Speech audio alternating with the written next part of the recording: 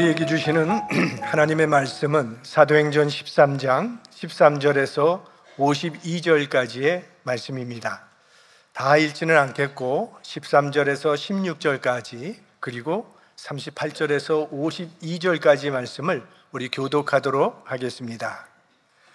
바울과 및 동행하는 사람들이 바보에서 배 타고 밤빌리아에 있는 버가에 이르니 요한은 저희에게서 떠나 예루살렘으로 돌아가고 저희는 버가로부터 지나 비시디아 안디옥에 이르러 안식일에 회당에 들어가 앉으니라.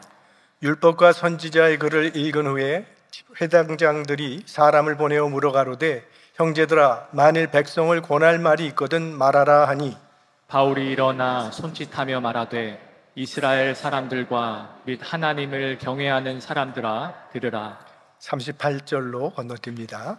그러므로 형제들아 너희가 알 것은 이 사람을 힘입어 죄사함을 너희에게 전하는 이것이며 또 모세의 율법으로 너희가 의롭다 하심을 얻지 못하던 모든 일에도 이 사람을 힘입어 믿는 자마다 의롭다 하심을 얻는 이것이라. 그런즉 너희는 선지자들로 말씀하신 것이 너희에게 미칠까 삼가라.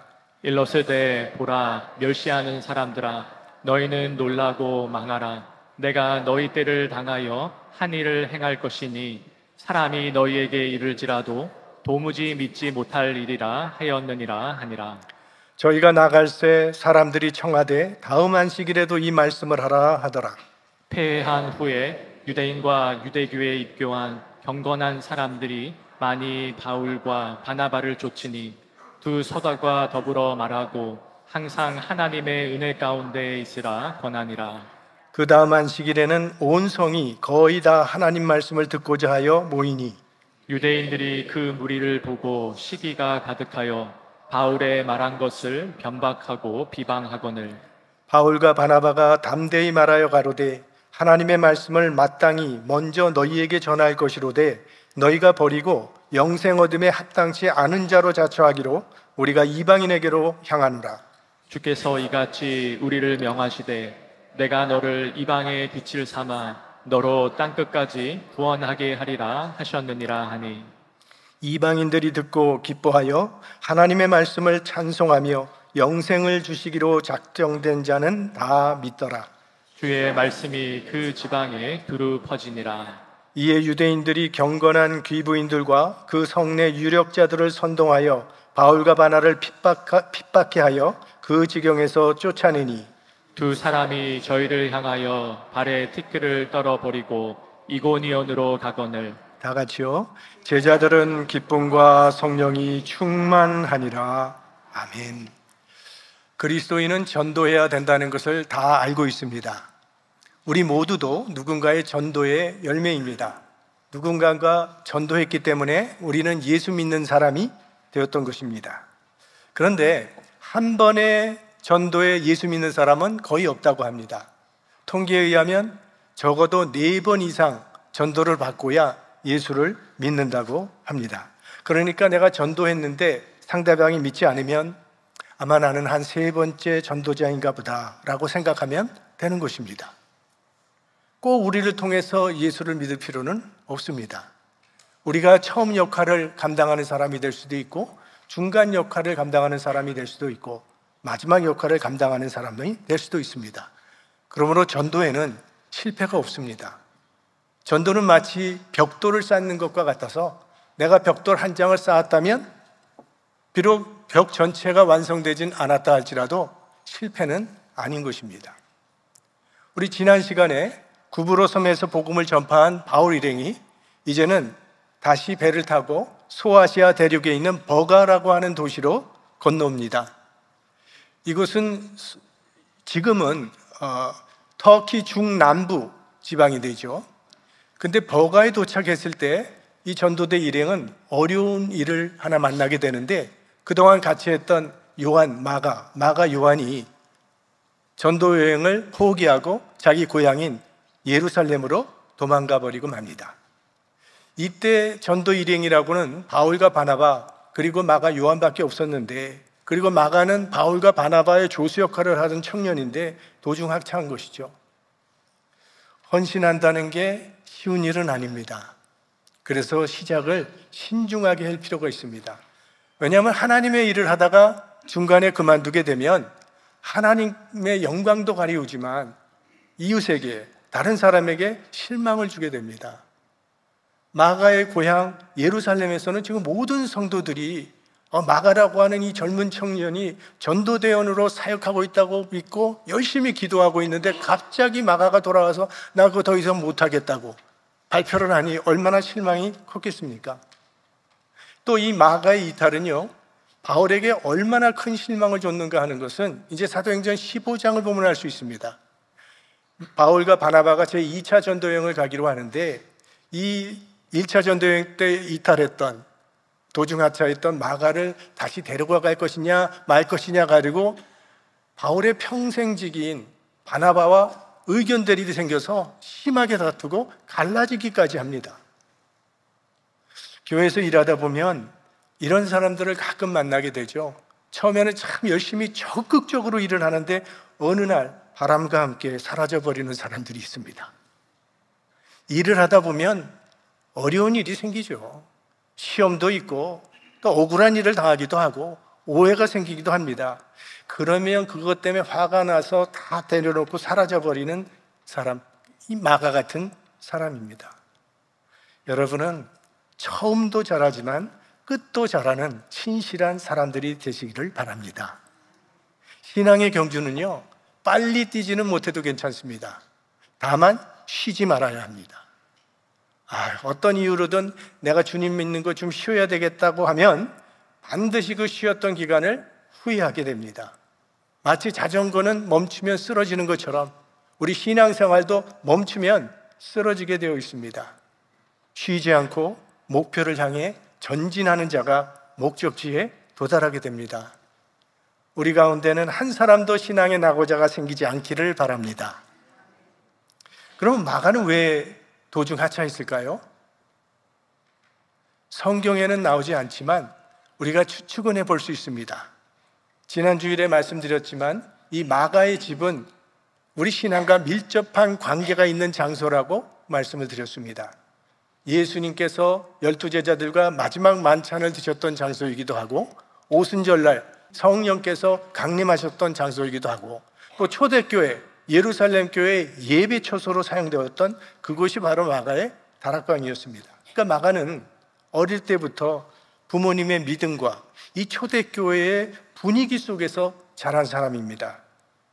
그래서 마가의 신앙은 다분히 분위기에서 나온 믿음이었던 것 같습니다. 다른 사람들이 기도하니까 자기도 따라서 기도하고 찬송 부르니까 따라서 찬송 부른 것이지 독립적인 자기 믿음은 없었던 것이죠. 남의 신앙에 의존하는 신앙인, 개별적인 체험이 없었던 겁니다. 그래서 전도여행을 다니면서 그 많은 어려움과 고난이 있을 텐데 그거 견디기 어려워서 결국은 도중하차했던 것입니다. 롯이 그런 사람이었죠. 그는 아브라함의 믿음에 기대어 살았던 사람입니다. 아브라함이 떠나면 자기도 같이 떠나고 아브라함이 멈추면 함께 멈췄습니다. 아브라함과 같이 있을 때는 괜찮아 보였어요. 그러나 아브라함과 헤어진 후 롯은 패가망신합니다. 왜냐하면 그건 아브라함의 신앙이었지 롯의 신앙은 아니었기 때문입니다. 그러니까 다른 사람의 신앙을 자기 신앙으로 착각하지 말아야 합니다. 아내 따라서 교회 다니고 친구 따라서 교회 다니는 신앙으로는 절대 구원받을 수 없습니다. 다른 사람이 기도한다고 내 신앙이 잘하는 게 아닙니다. 여러분 자신이 기도해야죠. 하나님의 말씀을 자신이 읽고 자신이 순종해야 합니다. 여러분의 자신이 믿음이 있어야 한다는 거예요. 개별적으로 하나님을 나의 하나님으로 만나야 하고 예수 그리스도를 나의 구세주로 고백해야 합니다.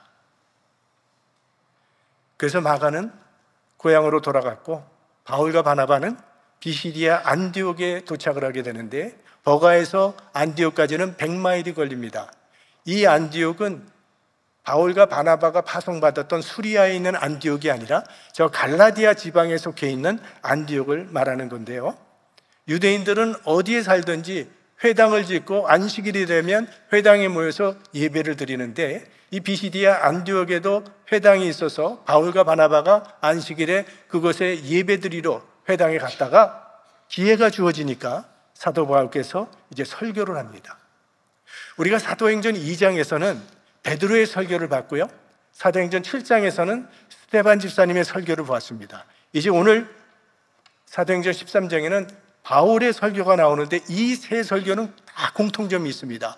모두 다 똑같이 구약을 통해서 예수가 메시아라는 사실을 증거하는 그런 설교입니다. 그러니까 세 설교의 초점이 다 예수 그리스도에게 맞춰져 있고, 예수 그리스도의 십자가와 부활이 우리의 구원과 직결된 사건이라는 것을 선포하고 있는 것이 이 설교들의 특징입니다. 오늘 우리가 바울의 설교를 다 읽지는 않았지만 이 바울의 설교는 네 부분으로 우리가 요약을 할 수가 있습니다. 첫째는 17절에서 22절까지는 구약에 나타난 이스라엘의 역사를 이야기해 줍니다. 출애굽의 역사, 사사들의 사건, 광야 40년의 사건들, 그리고 사울 왕을 패하시고 다윗 왕을 세우시는 그런 이야기가 나옵니다. 두 번째는 23절에서 25절까지 다윗의 혈통에서 메시아가 나을 것을 예언하셨는데 그가 바로 예수라고 증언합니다. 23절, 하나님이 약속하신 대로 이 사람의 씨, 즉 다윗의 씨에서 이스라엘을 위하여 구주를 세우셨으니 곧 예수라. 구약에서 오시리라 약속하시고 이스라엘이 그토록 바라고 소망하던 그 메시아가 바로 예수라고 선포합니다.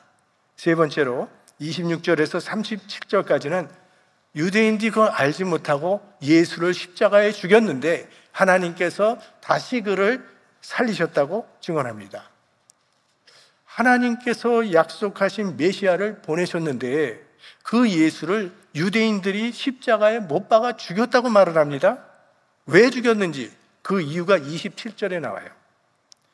예루살렘에 사는 자들과 저희 관원들이 예수와 및 안식일마다 외우는 바 선지자들의 말을 알지 못함으로 예수를 정죄하여 선지자들의 말을 응하게 하였도다.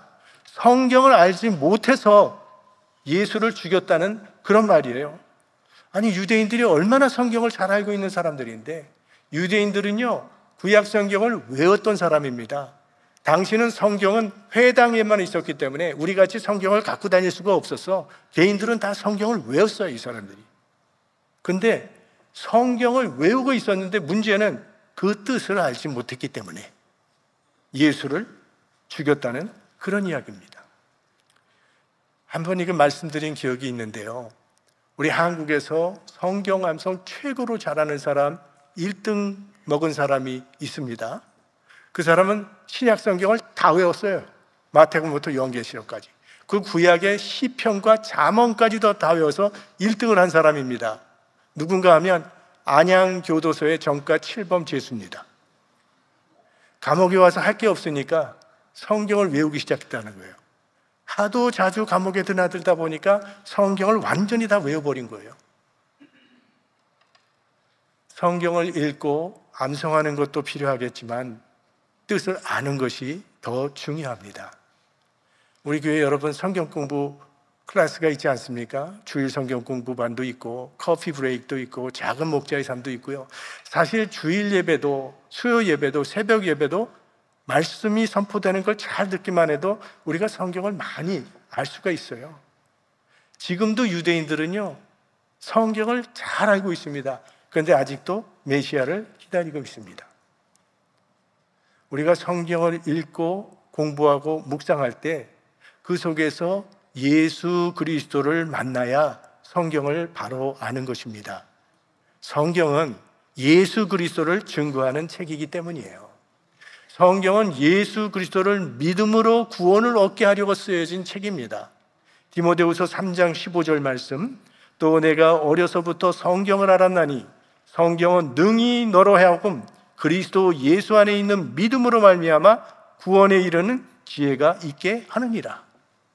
성경이 쓰여진 목적입니다. 자, 네 번째 마지막으로 38절에서 41절까지는요 그러니 예수 믿고 구원받으라고 선언합니다.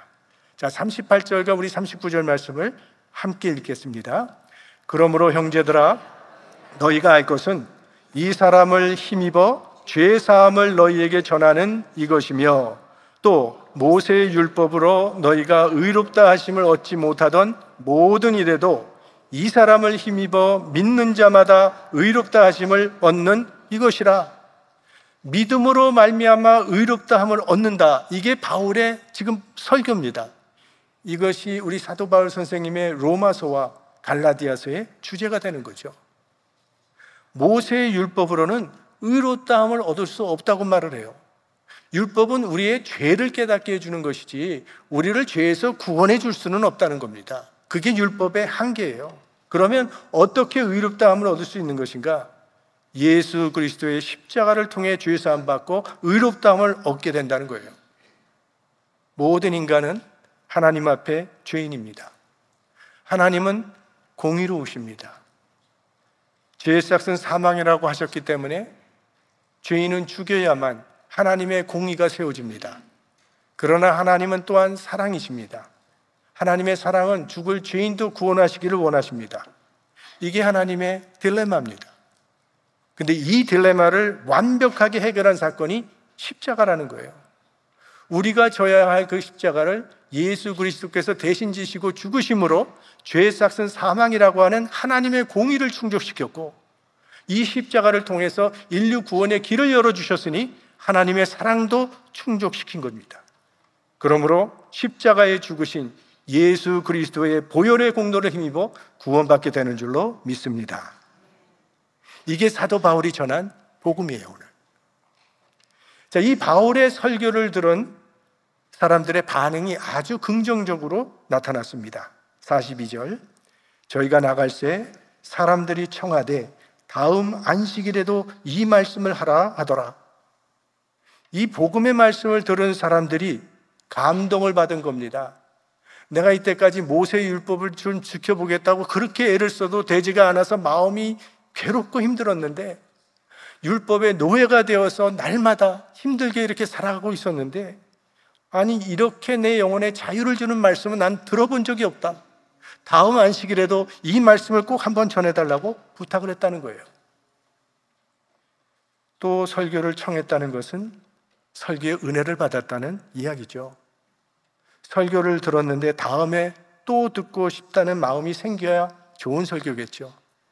설교를 듣고 다시는 듣고 싶은 마음이 생기지 않는다면 그건 문제 있는 설교겠죠. 하나님의 말씀은요, 한 번 듣고 끝나는 게 아닙니다. 계속 들어도 더 듣고 싶은 것이 하나님의 말씀입니다. 오늘 우리가 졸업식을 했잖아요.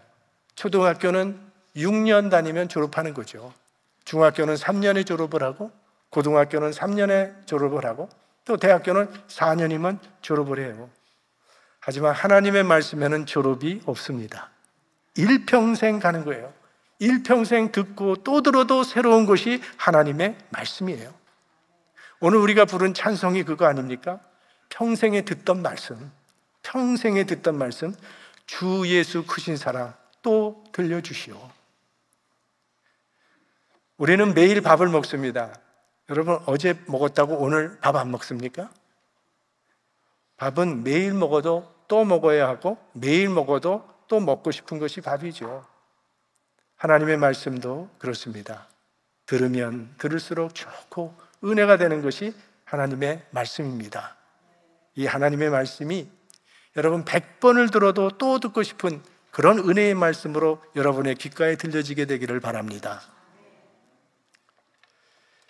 이제 바울이 그 다음 안식일에도 설교하러 회당에 갔더니 그날은 그 지역에 사는 모든 사람들이 거의 다 모였다고 했습니다. 44절, 그 다음 안식일에는 온 성이 거의 다 하나님 말씀을 듣고자 하여 모이니. 아니, 어떻게 그 지역에 사는 사람들이 다 모이게 되었을까요? 바울의 말씀을 듣고 은혜 받은 사람들이 나가서 주변에 있는 사람들을 구원하여 데리고 왔기 때문이죠. 그러니까 가장 효과적인 교회 부흥의 방법은 은혜 받은 성도들이 다른 사람에게 전도하는 겁니다. 가끔 신문에 우리 집 냉면이 맛있습니다 하고 가게에서 냉면 광고를 내면서 우리 집 냉면이 최고로 좋습니다, 이런 광고보다도요, 그 집에서 냉면 먹어본 사람이 맛있다 한마디 하는 것이 훨씬 더 효과가 좋은 거죠.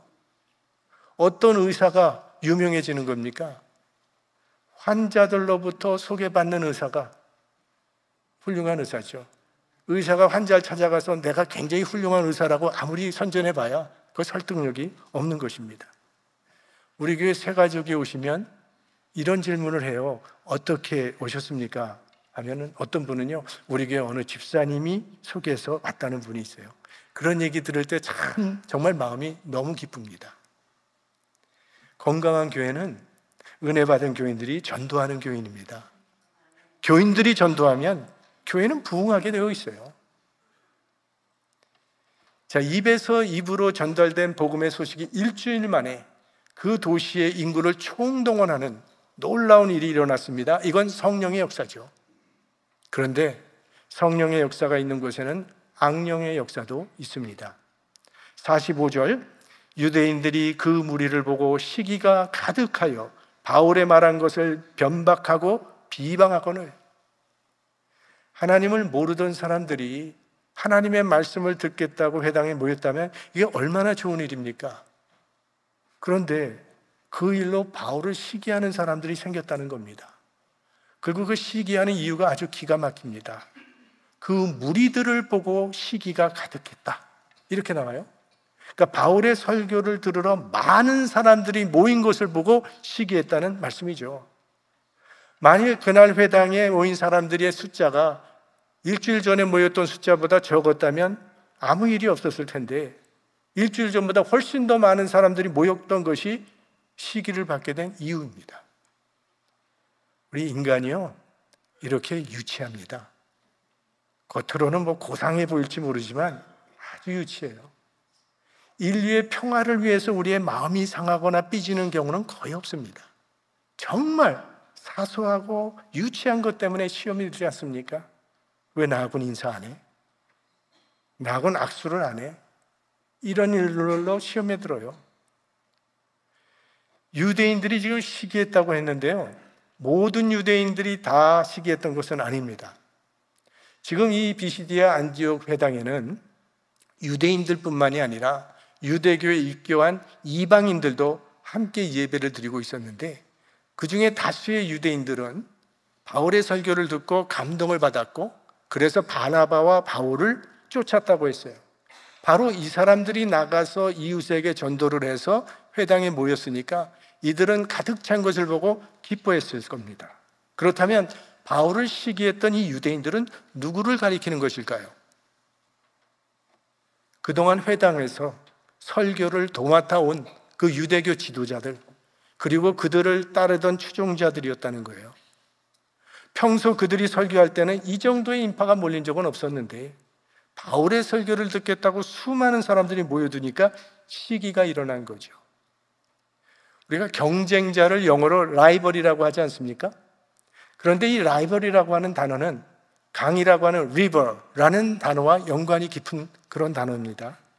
그러니까 같은 동네에서 같은 강물을 마시는 사람끼리 경쟁자가 된다는 겁니다. 다른 동네에서 다른 강물을 마시는 사람과 나는 경쟁할 이유가 없어요. 같은 강물을 마시는 사람, 같은 분야에 있는 사람들끼리 경쟁자가 된다는 거죠. 예술가가 축구 선수를 시기할 필요가 없죠.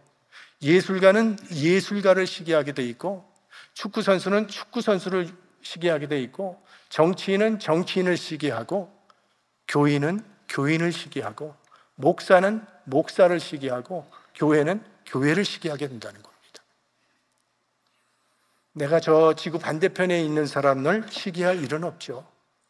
생각해 보십시오. 내 가까운 사람, 그 사람을 시기합니다. 이거 빨리 내려놓으셔야 합니다. 그렇지 않으면 이 시기라고 하는 괴물이 나를 삼켜버려요. 그게 사울왕의 비극입니다. 사울왕이 다윗을 시기하지만 않았다면 그도 좋은 왕이 될 수 있었을 텐데, 다윗을 시기하면서부터 그가 받은 그 좋은 재능과 은사가 마비되어 버리고 비극적인 삶을 마무리하게 되는 거죠. 자, 이 유대인들의 반대에 직면한 바울과 바나바는 이제는 복음이 이방인에게로 옮겨지게 될 것을 선포합니다. 46절, 바울과 바나바가 담대히 말하여 가로되 하나님의 말씀을 마땅히 먼저 너희에게 전할 것이로되 너희가 버리고 영생 얻음에 합당치 않은 자로 자처하기로 우리가 이방인에게로 향하노라. 구원의 복음이 유대인에게 먼저 주어졌지만 유대인들이 영생을 얻기에 합당치 않은 자처럼 행동하기 때문에 이제부터 복음이 이방인에게로 갈 것이라는 것을 선언하면서 47절, 주께서 이같이 우리를 명하시되 내가 너를 이방의 빛을 삼아 너로 땅끝까지 구원하게 하리라 하셨느니라. 이거는 이사야서 49장의 말씀입니다. 하나님께서 이스라엘을 이 땅에 세우신 목적이 무엇인지를 이스라엘 백성에게 깨우쳐 주시는 말씀이에요. 하나님께서 이스라엘 백성에게 사명을 주셨는데 그 사명은 이방의 빛이 돼서 땅끝까지 하나님의 구원을 전하는 사명을 하나님이 이스라엘 백성에게 주셨다는 겁니다. 하나님이 이스라엘을 하나님의 백성으로 선택하신 이유는 바로 그 목적을 가지고 선택하신 거예요. 그런데 그들은 하나님의 구원을 세상 사람들과 나누지 아니하고 그저 자신들의 독점물로 만들어버렸고 오히려 이방 민족을 개취급하는 그런 민족이 되어버렸던 거죠. 성경에 보면 빛이 주어졌지만 감당하지 못하면요 촛대를 옮긴다고 하셨어요. 그래서 하나님께서 유대인에게 주셨던 촛대를 이방인에게로 옮기신 겁니다. 우리들도 마찬가지입니다. 하나님께서 우리를 택하시고 하나님의 자녀가 되는 축복을 주신 것은 그저 우리 잘 먹고 잘 살면서 행복하게 살라는 그런 뜻이 아니라는 거예요. 우리에게 주신 그 물질, 지식, 재능, 건강, 이 풍성한 축복을 오직 내 자신만을 위해 쓰다가 끝나버린다면 하나님으로부터 책망을 받게 된다는 것입니다. 우리가 받은 모든 것은 하나님의 나라와 하나님의 영광을 위하여 사용하라고 주셨다는 사실을 잊지 말아야 할 것입니다. 바울의 말을 들은 이방인들은 아주 기뻐하면서 하나님의 말씀을 믿었습니다. 48절을 보겠습니다. 이방인들이 듣고 기뻐하여 하나님의 말씀을 찬송하며 영생을 주시기로 작정된 자는 다 믿더라. 바울이 믿으리라고 기대했던 유대인들은 하나님의 말씀을 거부했는데 기대하지 않았던 이방인들이 예수를 믿는 아주 기이한 현상이 나타났습니다. 자, 이 모습을 보고 사도 바울이 아주 위대한 신앙 고백을 합니다. 영생을 주시기로 작정된 자는 다 믿더라. 이 말은 구원은 전적으로 하나님의 손에 달렸다는 고백입니다. 우리 자녀를 키워보신 부모님들이 다 아는 사실이 하나 있지 않습니까? 내 자식 하나도 내 마음대로 되지 않는다는 거. 내 마음도 내 마음대로 되지 않는데 남의 마음을 내 마음대로 할 수 있겠습니까? 예수 믿는 일은 더욱 그렇죠.